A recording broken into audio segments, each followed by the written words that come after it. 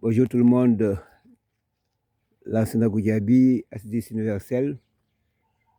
Voilà, ici, je fais une petite promenade d'observation directe du milieu naturel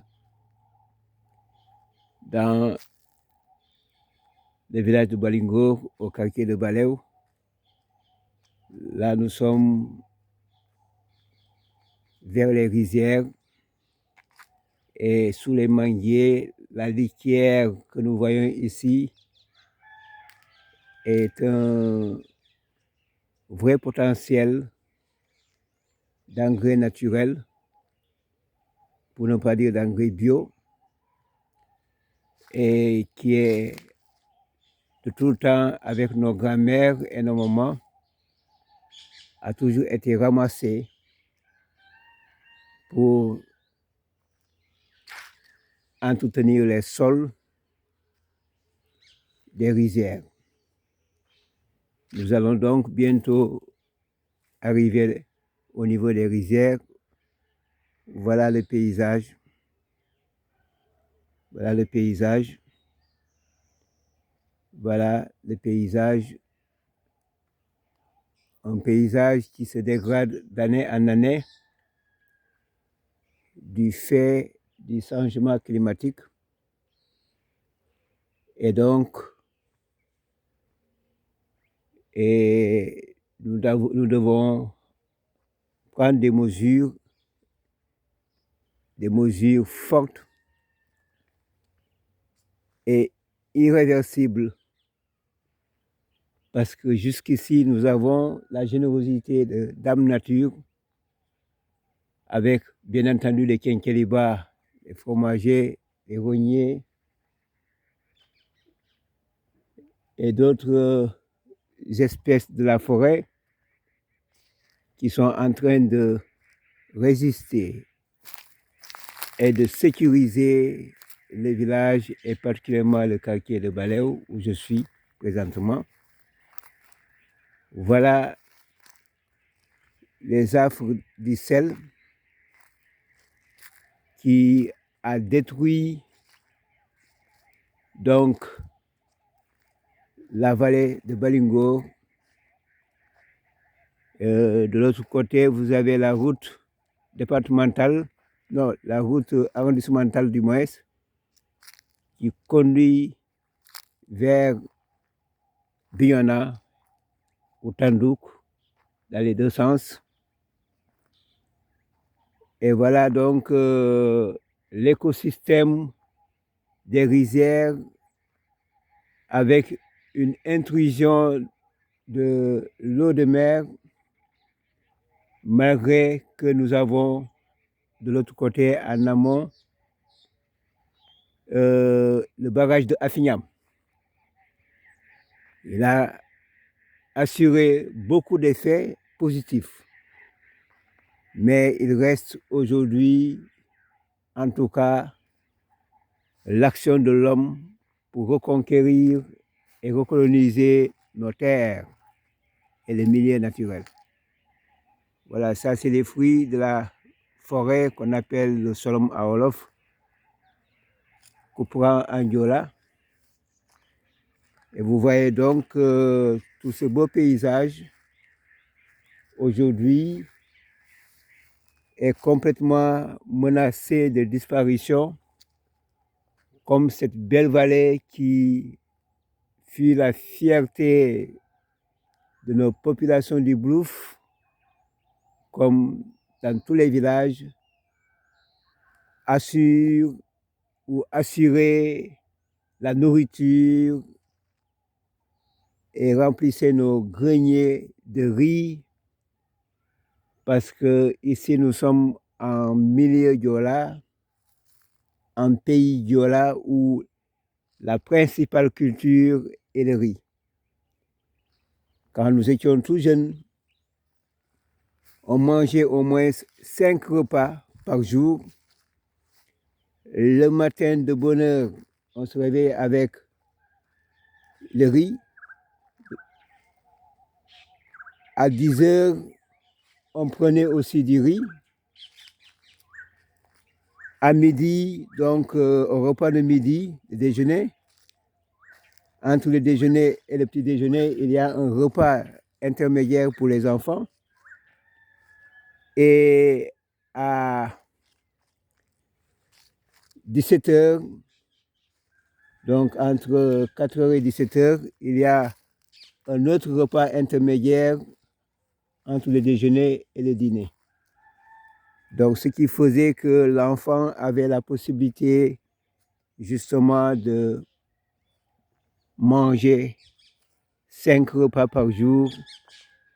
Et c'était ça, la vie de l'enfant en milieu Diola. Et particulièrement chez nous, ici dans la province du Boulouf.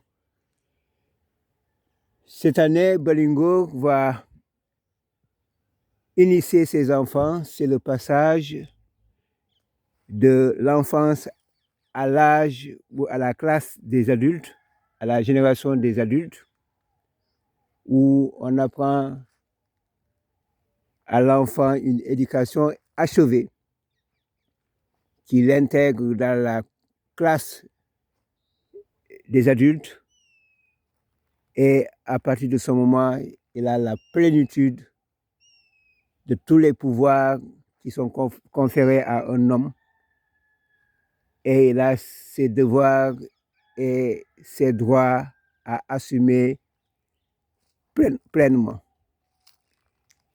C'est en ce moment-là que l'enfant adulte, devenu adulte au sortir du bois sacré, a la responsabilité entière du destin de sa famille, mais aussi de sa communauté, dont il défendra au prix de son sang et de sa vie si cette communauté venait à être agressée par un envahisseur ou par un ennemi quelconque. Il peut accéder à tous les pouvoirs et occuper toutes les stations de la vie civile et militaire, mais aussi de la vie politique et administrative dans le village pour organiser et gérer la communauté en toute fierté pour son bonheur et son bien-être. Voilà donc en résumé pour ma petite sortie matinale pour observer les alentours du quartier de Baléo. Une petite vidéo que je voudrais réaliser et partager avec vous et annoncer qu'en cas d'initiation, l'occupation des hommes et des femmes est intense pendant toute une année. Et il faut donc que nous autres spécialistes du développement local en connaissance du milieu, que nous maîtrisons parfaitement, épaulons ce village, notamment pour la campagne agricole 2022-2023. Sans cela, comme dans la plupart des villages, Balingo peut ne pas cultiver cette année ses rizières. Il fera donc une année blanche et il faut compter l'année prochaine, pendant la campagne agricole 2023-2024, pour reprendre l'activité rizicole et fournir les greniers à riz en janvier ou entre novembre et janvier 2025.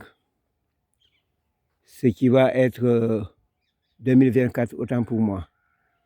Ce qui va être une dure période de disette pour de nombreuses familles et nous devons les épargner d'une telle situation car nous avons les capacités aujourd'hui d'organiser la production agricole dès maintenant pour que l'hivernage rencontre le travail des sols achevé et le semis s'en suivra immédiatement avant et dès les premières pluies de cet hivernage qui s'annonce, à mon avis, merveilleusement, et j'espère qu'on aura d'abondance de pluie ici en Casamance durant l'hivernage. Lansana Goudiaby depuis Balingo à Baléo. Tout à l'heure, je vous ai annoncé, je vous ai parlé de la litière des feuilles de manguier. C'est des feuilles très, très utiles pour la récupération des sols. Si aujourd'hui, la population de Baléo ramassait au râteau, à la charrette ou au tracteur, au panier comme le faisait normalement, toute cette litière qu'on déversait au niveau de cette vallée, eh bien, d'ici quelques années, 2 ans, 3 ans, on peut récupérer pleinement cette vallée et produire du riz en quantité et en qualité. Donc, j'aimerais bien, en rapport avec mes frères et sœurs de Balingo, je pense à mon frère Momodou Badji BMW, à mon frère Ariabassit, à mon frère inspecteur Walissan Koli et d'autres et d'autres. Nous allons en tout cas venir ici dans la vallée de Balingo pour engager une véritable révolution agricole et rurale et qui nous permettrait de mettre en valeur le barrage de Afignam et ses différentes vallées. C'est le Blouf et Bignona qui doivent donner le ton pour libérer définitivement la Casamance et le Sénégal dans son ensemble de la pénurie alimentaire en lui garantissant l'autosuffisance, mais surtout la souveraineté alimentaire en riz. Je vous remercie pour votre aimable attention. Lansana Goudiaby pour As-10 universel depuis Balingo au quartier de Etekom dans sa grande et immense vallée attaquée en partie par le sel, mais il reste encore de bonnes rizières qu'on peut mettre en valeur cette année. Je vous remercie de votre aimable écoute.